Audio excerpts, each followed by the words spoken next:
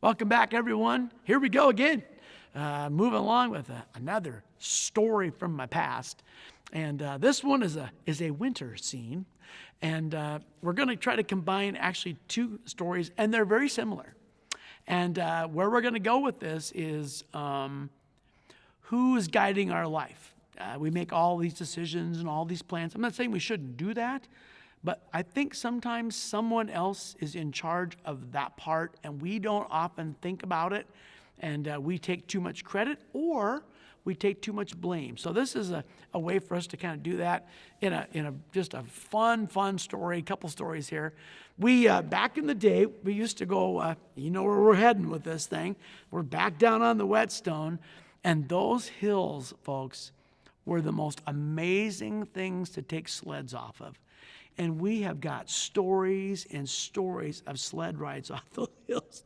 And not all ended very well, but these two are going to end okay. But oh my goodness, we built the big boys. We decided, we just destroyed sleds. It was just too much, too fast, too hard, too steep, too many bumps. It would just tear a toboggan to pieces, those wooden toboggans. It would just destroy them. So we built one, and we built one that you could put 7 full-grown young men like us, we were in high school then, on this big old sled. We made it out of corrugated steel, some plywood. We actually bent piping.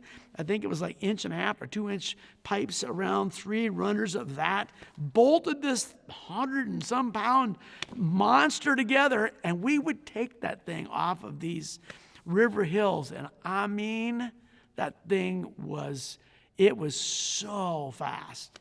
And so my first story, it's with the big sled. And the little kids, we had lots of little bitty kids that would go on these sleigh riding parties in the day. And they were kind of complaining that day, we don't ever get to ride on the big sled. Well, all right, we'll put you on there. You could put, 10 of them on there. But we knew they couldn't go by themselves because it was you just kind of needed somebody to give it a little guidance. And so my cousin's Uncle Leo, he decided, I'll take him. I'll ride in the back, and I'll kind of get him down the old path there and make sure that everything works out okay and keep him on the straight and narrow. Okay, that sounds good. We get the kids on. We get Leo on the back. It's a toboggan, so it's right on the ground. It was quite a bit of snow that day, just a beautiful, like maybe 6 inches of powder. We kind of gave him a little bit of an angle on that big hill so it wouldn't go too fast, and away they went. Oh, and they're just a hollering and a screaming and a giggling going down the hill. And they're kind of making a nice turn there in that little dish of a bowl of a hill. Oh, look at that. And then it got going a little faster than we thought it was gonna. And it started to straighten out a little bit. And as it straightened out, it was going towards where we had parked all the cars. Oh, my. Well, so Driver Leo, he knew what to do, so he dropped his foot down. He's dragging his foot, and it's starting to turn. You guys, his foot, like a badger hole or something, I'm not kidding you, and he was instantly 8 foot in the air. Just launched him off of this sled, gone. And we thought, first of all, my goodness, I hope he didn't break his leg. But second of all, the sled it got straightened out, and it's going right at these cars, and oh my goodness, and we're just watching. And of course the kids, they have no idea they've lost their driver. For all they know, he's back there steering, and they're just having a grand old time, just hollering and laughing and going along. And that thing, I have witnesses if you want to test this one, that sled went down through all the parked cars. It never touched a car, right? And some of those were, the width of a doorway, right through there. And they didn't have any sense of danger at all. Got to the end, of course, they looked back, and where's our driver? Well, he's back here all piled up in a snowbank somewhere. He was fine, believe it or not. I don't know how in the world he survived that. But they got through there. Who was driving that sled? Think about that for a second. Let me do story number 2. This one it was a New Year's Day, and I don't know exactly what year it would have been, but we had freezing rain in South Dakota. Went down to Uncle Russell's, and we got down there, and the gravel road was fine, but that had rained on the grass, in the pasture land, and so that was all just ice. And we were down there, and after lunch, the girls, the high school girls, our sisters, they always complained they didn't get to ride that big sled. So Mark and I said, okay, let's go. Let's go today in this ice. All right. So we loaded up the sled, the pickup, and away we went up on the hill. And I think there were 6 of us. There might have been 7. I'm not sure, but just Mark and I and the girls. So we load this sled up on a hill we call Baldy. And I don't know how vertical it turns into, but about 100 maybe feet, 200 feet down this hill, there would be it was kind of a little dish in there, a little blowout, a little slide. And typically when you rode sleds off there, when you got to that slide, you get a little jump, get a little air. Kind of fun, right? And then, of course, down, and it would go. I mean, it went a long ways. It kind of flattened out some. And great hill. So we're going to take the girls off of Baldy. So I get on and hanging on there, and it was so slick, though. Mark couldn't hold the sled. There was so much weight, and it was so icy and so slick. He couldn't keep it from starting, and he finally just had to jump on, and I'm grabbing his legs, and we finally get everybody on there, and you guys, that thing, it just fell off of that hill. And I mean, by the time we got to where the little jump was, it was almost vertical. We never even touched the ground. We went over it jumped the entire, that whole little hole. Oh my goodness. And when we hit the ground, it was just roaring. That sled had such a sound to it. We always remember that, those of us who rode that thing. And it would just rumble, and we were just sitting on it, and no one. There was no cheering on this one. It was absolute silence, because I'm telling you, that thing was screaming. And I don't know how fast a sled like that can go, but however fast it can go, we had reached the max speed.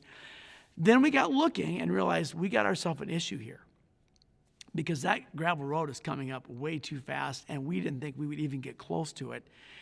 It's fine to get to the road, but on the other side is a barbed wire fence, and this is not looking good. How are we ever? Now, if it had been just the boys, we kind of knew what to do in a bad situation. We'd just roll it. We'd just grab handles and just roll. But the girls, we didn't know if they knew what to do or not, so we didn't want to hurt them. So we're riding this thing out, and we go through the ditch. And I'm sure you guys, I'm sure it's doing 35 or 40 miles an hour still going through the ditch. And it was going to launch us in the air over this thing. And I thought, this is going to be awful. And for some reason, right at the last second, as we go through the ditch, it just kind of turned about just a handful of degrees. And it put us on a parallel course of that gravel road. We went out on the gravel. There is rocks and dirt flying everywhere. Skids to a stop. Everybody's just sitting on the sled, not saying anything. Mark goes, "You girls want another ride?" No! They were all crying and mad at us for taking us on this horrible sled ride, which we, of course, a couple of young boys, we thought it was pretty funny, but we didn't want to ride again either. I look back on those two stories. Man, first of all, what a ride. But I've thought back, who was steering those sleds? Now, I know it's just a simple, goofy story from out in the pasture kind of a thing. But I think there are times in your life where those close calls or the near misses, and you think, wow, we were sure lucky how that all worked out. Look out. And I always wonder, who's steering things in those moments. I often tell people, we see bad things happen and we think the world is just a mess and it's never going to get any better and that sort of thing. And it is a broken place.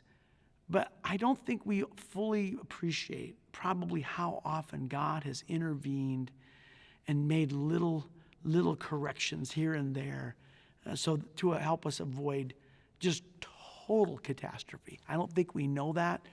I think someday we're going to get to look back and see all those times like, oh, I wondered. 2 sled rides. I don't know who was who was on the rudder, but we made it through unscathed. And I think that's what God does. So the next time you're wondering if your life's a little out of control, it probably isn't as out of control as you think. Someone's in the back doing just fine. We got to pray now. God, I thank you for 2 really great stories. Amazing sled. That thing was quite a piece of machinery that we built.